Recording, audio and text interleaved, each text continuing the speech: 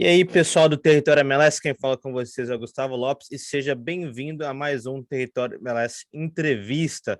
Hoje aqui com participação super especial do nosso querido João Paulo. E também para fazer essa entrevista comigo, o PJ, o nosso Paulo Júnior, aqui do Território MLS. Antes da gente começar, não se esqueça de curtir, se inscrever e compartilhar essa entrevista, que tenho certeza que está super bacana.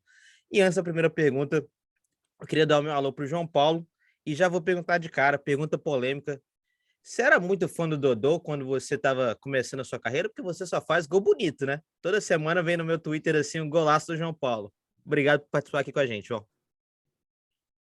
Ah, bom, eu acompanhei ele, sim. É claro que uma época diferente, eu ainda estava iniciando aí na minha trajetória, ah, mas é um jogador que eu admirava já no início, né? Só fazia gols bonitos, né? Eu costumo dizer que obviamente, eu não faço tanto gol quanto ele, né? Eu faço poucos, mas tem sido alguns gols bonitos aí.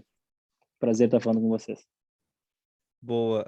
E para começar aqui a nossa entrevista, o Território Macho te entrevistou antes, né? Lá, quando você tinha Uhum. acabado de chegar aqui, nos Estados Unidos, em Seattle. Como é que tá sendo a sua adaptação? Você já tá dominando o inglês? A gente vê uns vídeos ou outros de você falando inglês com o seu time. Como é que tá a sua adaptação à cidade? Tá bem melhor, né, do que naquele início, né? Durante a pandemia, 2020 foi um ano difícil, não só para mim, mas para minha família, filhos, esposa, e agora a gente está bem melhor, assim, adaptado à cidade, culturalmente, enfim, de maneira geral. Costumo dizer, né, que no futebol eu consegui me adaptar super rápido, né? Já nos primeiros jogos eu já consegui me encaixar bem na equipe, usufruir, né, dos minutos, né, que eu ganhei já no início. O meu primeiro gol foi com 6 minutos de jogo na Champions em 2020. Mas fora do campo isso, né, demorou um pouco mais. Não foi tão fácil, né, como foi dentro de campo. E para aqui com a gente também está o PJ, como eu falei, PJ, muito obrigado por estar aqui para a gente. Faça a sua introdução e a sua pergunta. Bom, para mim é uma honra estar falando com o João Paulo. Normalmente a gente assiste aqui nos Jogos do Seattle. E a minha pergunta tem a ver um pouco com a torcida daqui de Seattle. A torcida te ama, até a imprensa local aqui não mede elogios a você, fala muito bem assim, de você, do seu futebol, de como você encaixou no time. Qual que é a sua percepção, assim, tanto dos torcedores quanto da imprensa local? Fico feliz, óbvio, quando a gente é elogiado. Acho que eu cheguei no momento da minha carreira que eu consigo separar muito bem, assim, quando a crítica vem, quando o elogio vem, né? Saber que isso é momentâneo, que isso depende muito do que a gente faz no dia a dia, no que a gente faz nos jogos. Então isso não vai mudar, né, a minha cabeça, o que eu tenho que fazer. Eu sou muito consciente, né, do que eu tenho que fazer dentro de campo, no dia a dia, ajudando os jovens, né, que estão subindo aí no time principal. Mas fico feliz.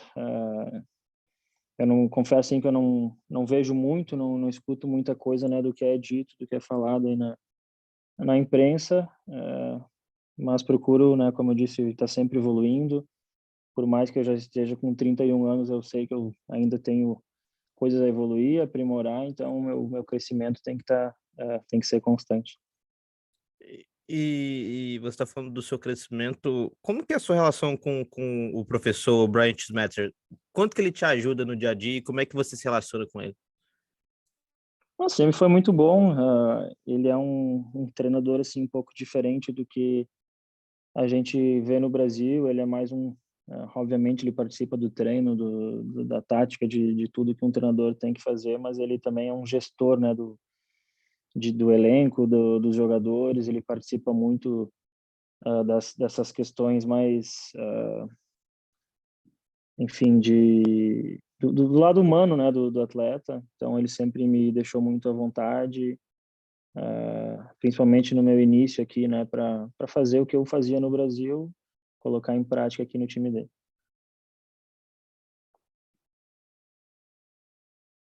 Paulo. Legal. João, e O time de Seattle tem a oportunidade agora de fazer história, sendo o primeiro time a conquistar a Conca Champions. Como é que isso está repercutindo entre os jogadores, entre o elenco? Como é que vocês veem, não sei se eu posso chamar de pressão, mas como é que vocês têm visto essa situação?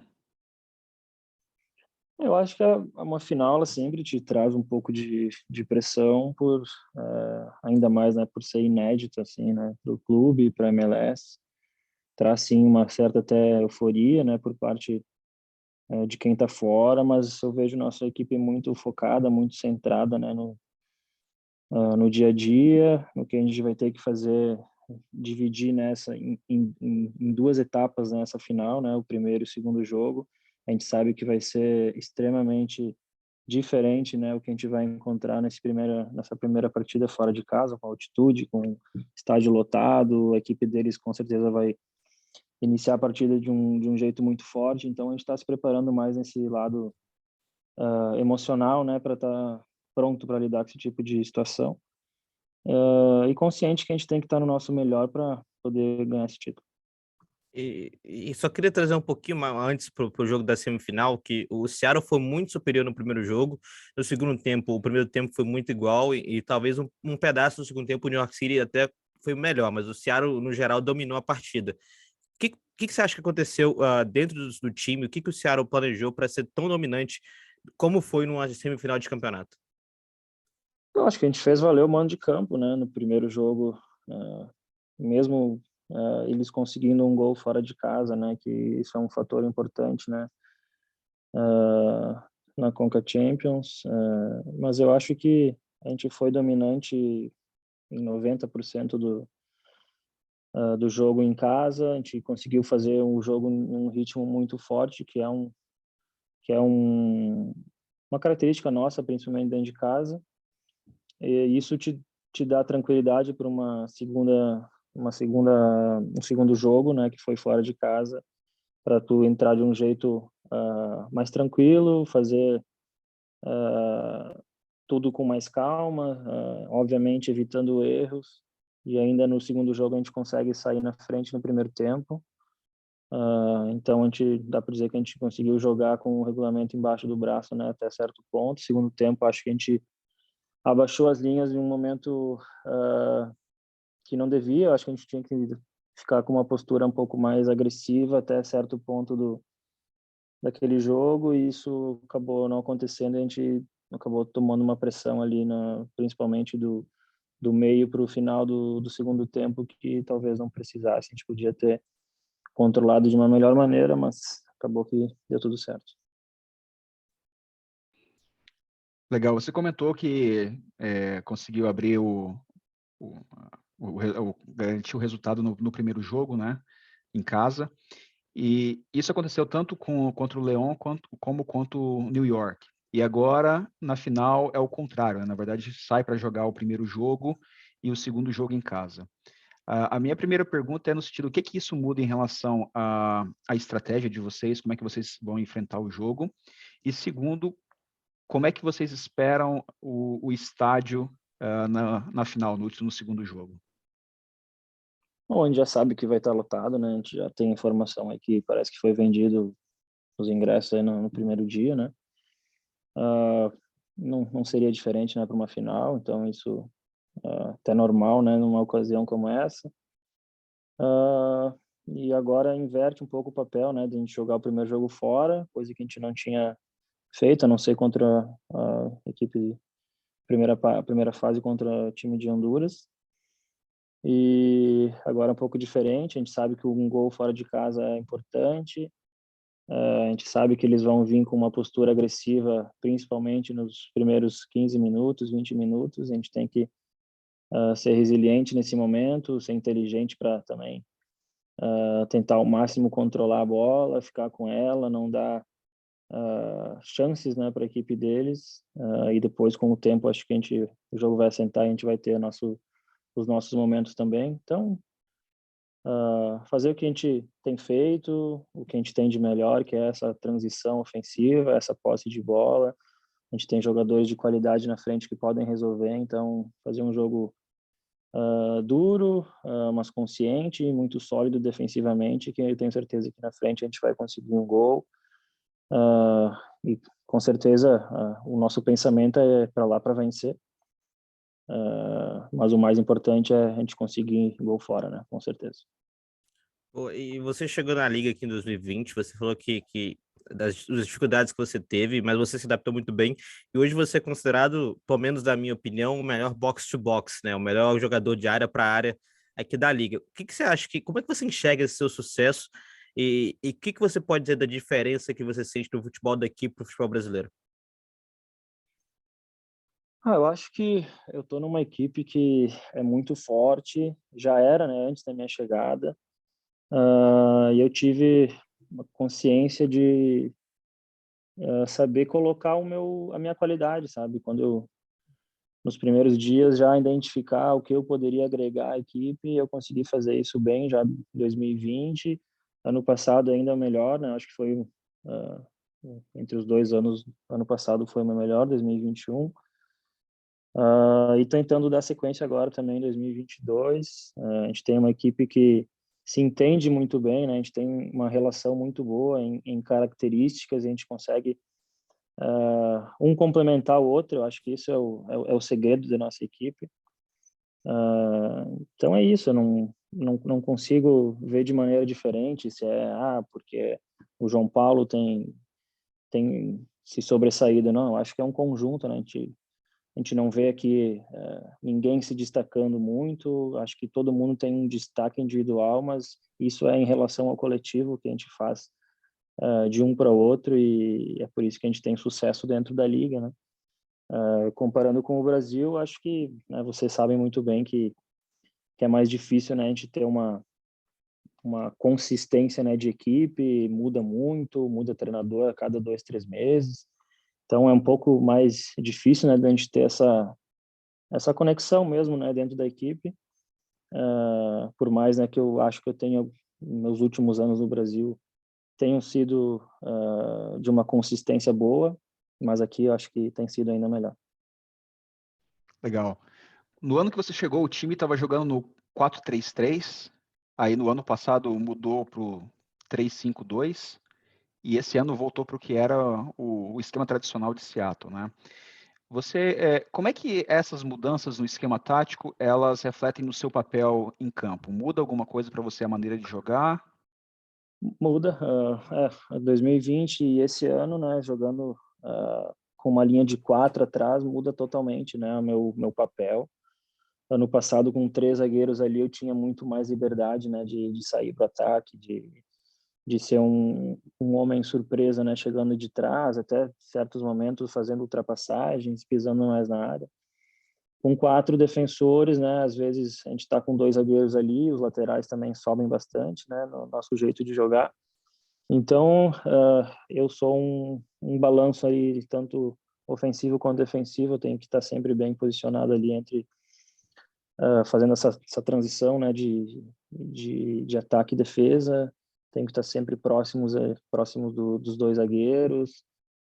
Também tenho que fazer essa ligação aí com o Nico na frente, os jogadores, né, os wingers.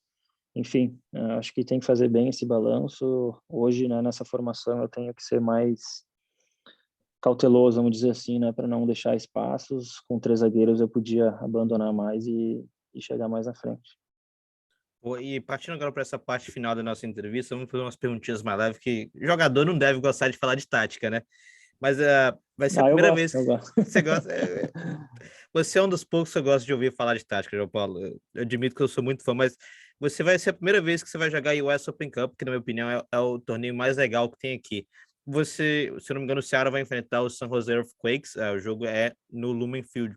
Você acompanhou alguns dos jogos dessa semana? Ou você viu alguma coisa? O que você está achando dessa US Open Cup? Confesso que eu assisti alguns jogos, não inteiros, mas alguma parte. Ontem eu estava vendo o final do jogo do Salt Lake, né? Até eles caíram dentro de casa, né, para uma equipe de menor expressão, acho que até da terceira divisão, se não me engano. É um jogo assim, é uma competição totalmente diferente do que a gente já jogou, né? Eu não joguei 2020 e 2021 porque não teve. Até estava falando com o Fred Monteiro hoje, acho que ele ganhou 3 vezes aqui, né? Na primeira passagem dele por Seattle. É totalmente diferente, um jogo só, né? Não são 2. Tem essa característica de jogar em menores estádios, né? Aqui também, até onde eu sei, eles jogam só no Lumen Field a final, os jogos mais Menores eles para jogam no centro de treinamento, tem vezes. eles jogam no estádio lá do CT, que é menor, então tem uma certa diferença, mas é uma competição que tem muita tradição já no país. Espero que a gente consiga também brigar por essa. Legal, você comentou aí sobre o Monteiro, e eu queria te perguntar como é que é esse ambiente lá no Sounders, né? Tem muita gente que fala espanhol, né? Tem você, tem o Léo Chu, que a gente entrevistou recentemente e comentou, ele comentou que você tem ajudado bastante ele. Como é que é a sua relação assim com o elenco no todo, com o Léo Chu em especial, e se tem algum outro amigo brasileiro na liga aí que você normalmente tem contato?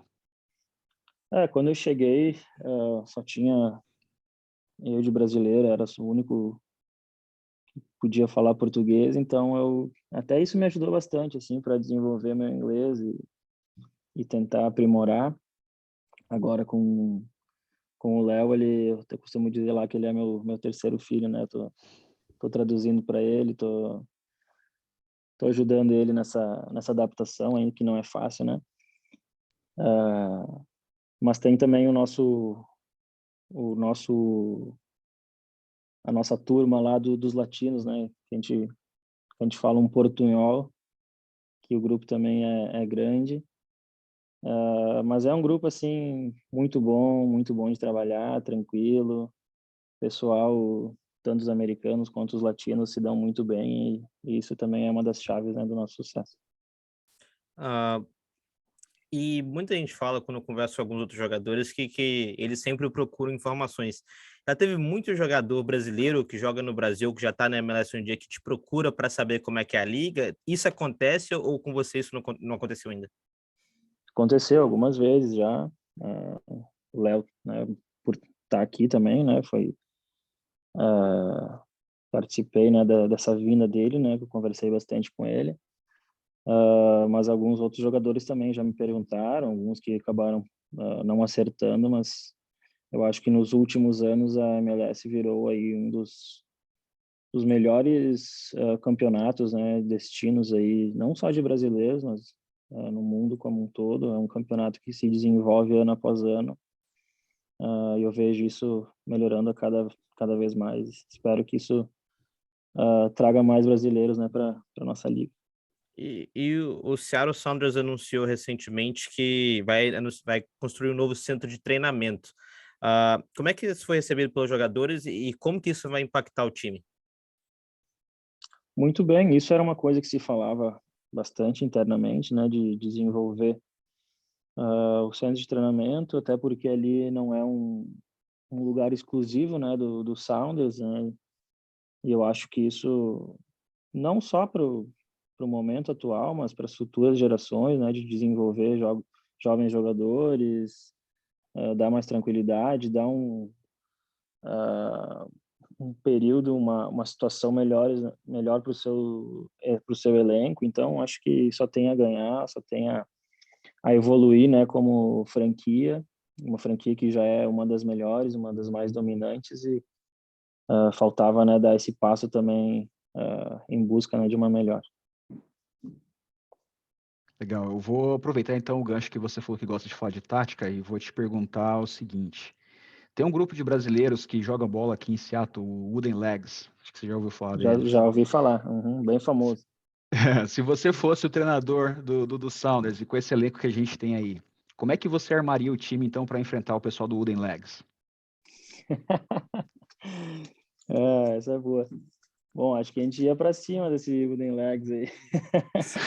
Colocar uma formação bem ofensiva.